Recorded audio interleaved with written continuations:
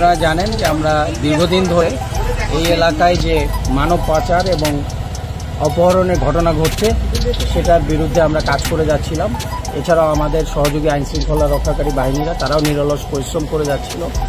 তো তারই ভিত্তিতে আমরা বিভিন্ন সময় তথ্য উপাত্তের ভিত্তিতে বিভিন্ন অভিযান পরিচালনা করেছি এবং তারই সূত্র ধরে আজকের এই অভিযান পরিচালনা, যেখানে আমরা দীর্ঘদিন যাবৎ 14 জন বাংলাদেশি নাগরিককে বিভিন্ন জায়গা থেকে অপহরণ করে এখানে আটকে রাখা হয়েছিল এবং সেই সূত্র অনুযায়ী আমরা তথ্য অনুযায়ী অভিযান পরিচালনা করে 14 জনকেই সুস্থ শরীরে উদ্ধার করতে সক্ষম হয়েছি। প্রাথমিকভাবে এদেরকে জিম্মি করার উদ্দেশ্যটা কি ছিল? পাচার করার নাকি?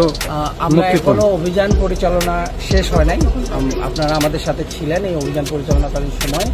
আমরা যারা ভুক্তভোগী তাদের সাথে বিস্তারিত কথা বলে আইনসঙ্গত ব্যবস্থা গ্রহণের পাশাপাশি আমরা তাদের কাছে প্রাপ্ত তথ্যপত্রের ভিত্তিতে সেটা চুলচারা বিশ্লেষণ সাপেক্ষে এই অভিযান পরিচালনা করব এবং আশা করি যে পরবর্তীতে আমরা যারা এই চক্রের সাথে জড়িত এবং মূল আসামি এদের সবাইকে আমরা খুঁজে বের করতে সক্ষম।